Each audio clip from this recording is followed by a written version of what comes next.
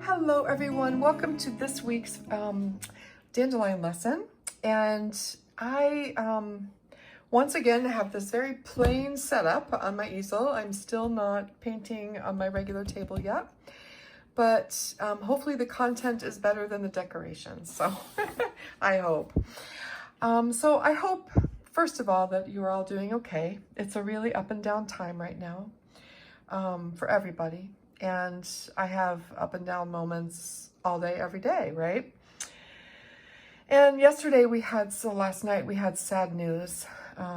Rick woke me up and told me that John Prine had passed away from complications from COVID-19. And he is a real favorite here in this house, and we love him. We love his music, and we were both very sad.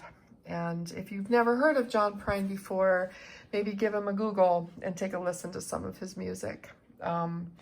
It certainly has made our world go round, and we were just really sad to hear that. So yeah, but in good news, I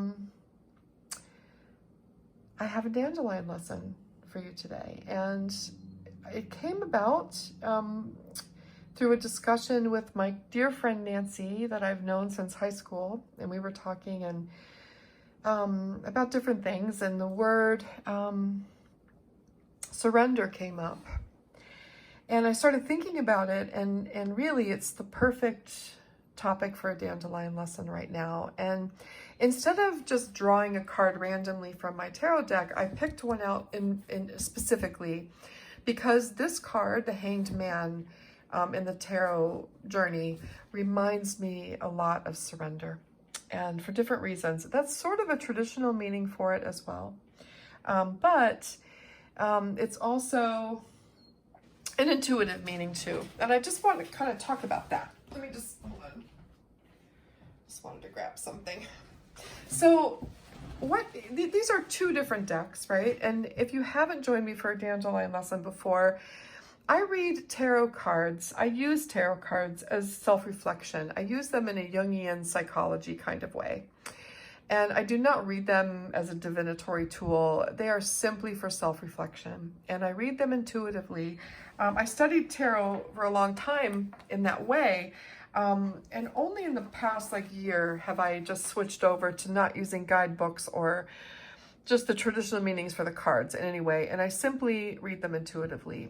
And the Hanged Man holds true in many ways for the word surrender if it's just sort of isolated like this. When it's involved in another reading that is specific to a certain day or whatever, it might take on different meanings. But today I want to talk about it in the realm of surrender. And it's sort of one of those cards in the journey, the Fool's Journey in the tarot deck, where it's sort of this transitional time, because the card that comes after the Hanged Man in tarot is death. And if you don't know anything about tarot, if you're not familiar with it in the kind of way that I look at it, especially, death is not a scary card. Death is, to me, a very positive card. It means transformation, sort of a metamorphosis within one's life. And sometimes a lot of things lead up to that point where there's some kind of transformation happening within you or in the world around you. And the Hanged Man comes right before that. And I see it as this sort of time of this suspended time, right? Where we're between events that happen. They may be good events, they may be not so good events. And then the time of transformation. And so I see the Hanged Man right now as the perfect card for what the whole world really is going through right now. This time of waiting, this time that's sort of suspended between normal life and the unknown, right? And how life is going to transform and how it's going to be when this is over, when it's over. And it's a very uncertain time, right? But it doesn't have to be a scary time or a negative time all the time. Of course we are scared. Of course we have negative feelings about some of this. And some very sad and terrible things are happening, right? But it's also a time of waiting for that transformation. We're sort of evolving toward it. And this doesn't only apply to our life in the life of everyone right now, but it also applies to our creative practice. And I'll talk about that too. So the difference between these cards to me is this man in this card in the Fountain Tarot deck is sort of stripped of everything. He basically has nothing on but a little cloth covering his loins, right? And he's suspended from a very thin piece of fabric, and he is not in distress in any way, right?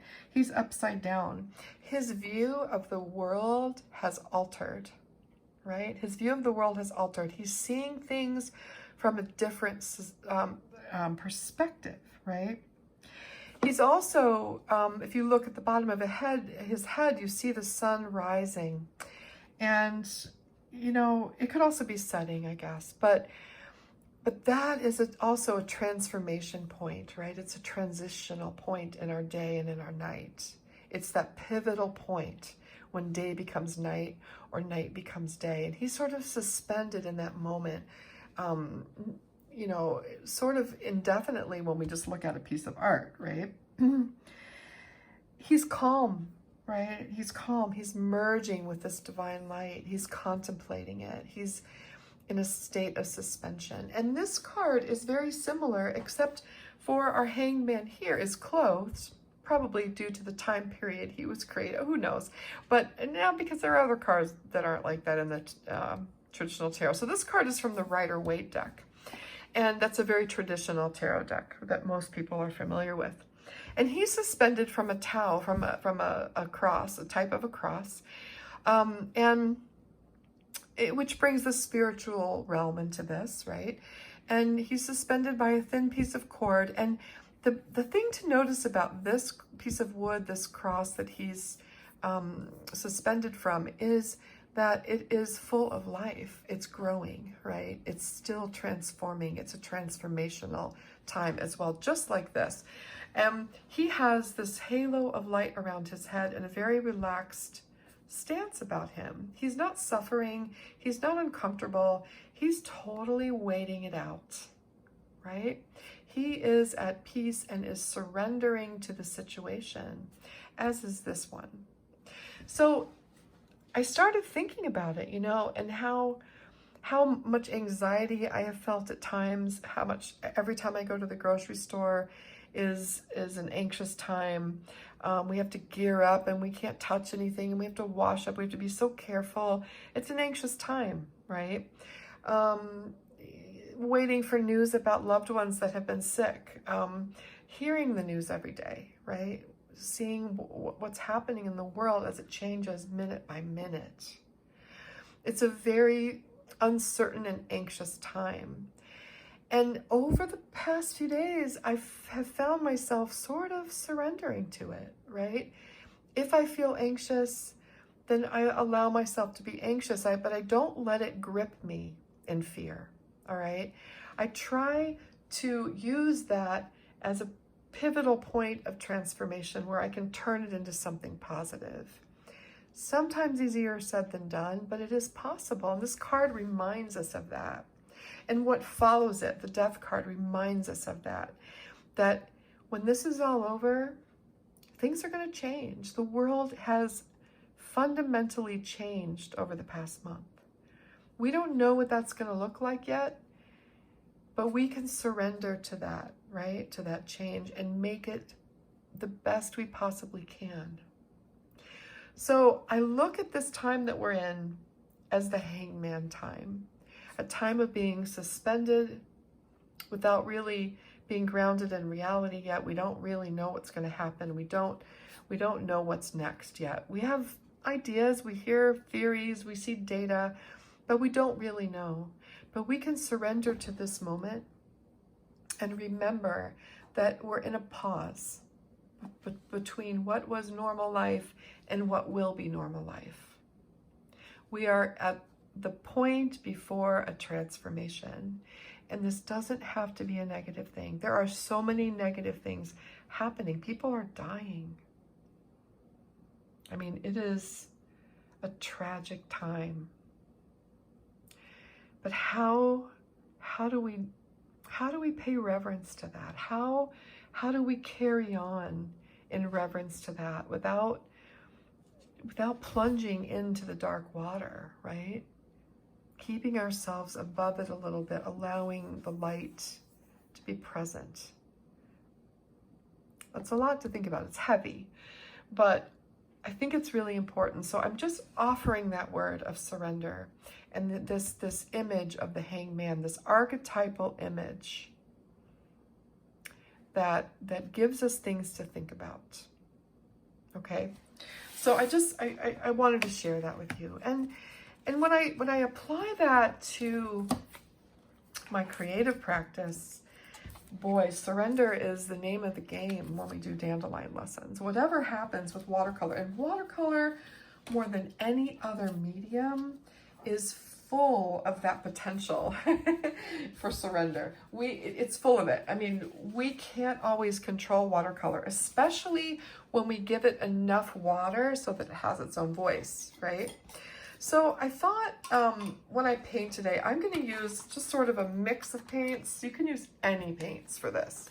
This is sort of a mishmash of all different makers. There's probably 5 or 6 different makers in here.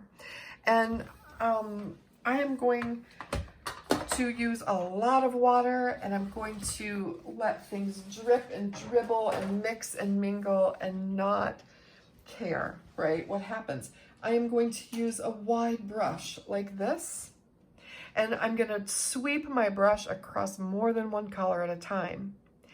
So what I mean by that is, with a lot of water on my brush, I might just go on these 2 colors at the same time and then paint with it, and then switch to these 2 colors and paint with it, and then switch to the, you know what I'm saying? So I'm just switching it up all the time.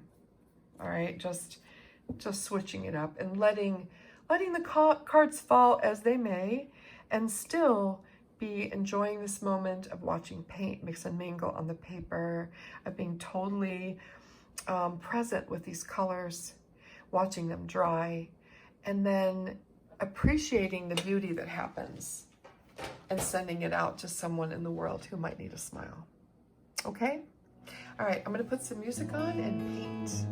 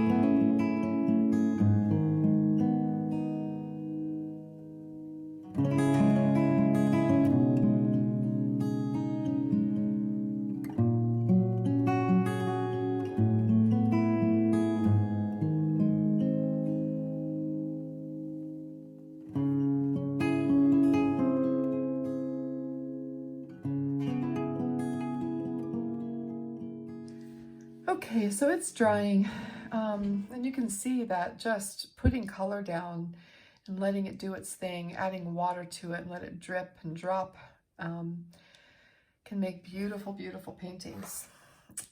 So I think I'm going to add my chop, which I've talked about before here. This is basically my signature that I carved into a piece of soapstone. And I use a regular rubber stamp pad. And I choose a place to put it that sort of goes with the composition. And I think I'm going to put it right here, sort of mixed into the silver that's already on the painting. There. And now I can send it out in the mail to someone. So surrendering doesn't mean you don't care. It doesn't mean you give up. It doesn't mean you're not careful. It doesn't mean you don't have reverence. It doesn't mean that you're not still sometimes scared or anxious or fearing the unknown. It doesn't mean those things. It means that you still care, that you still try, that you still fight, but that you have ways, you have tools within yourself to overcome that fear and still do the good work you need to do. Somebody said, and I can't remember who it was, that courage doesn't mean that you're not afraid. It means that you carry on in spite of your fear, right? And that's sort of how I'm feeling today. All right, everybody, I hope you're doing okay, and I hope this was helpful in some way. As always, I love to hear your thoughts, and I look forward to those in the comments. All right, take care, and I will see you again soon. Be well.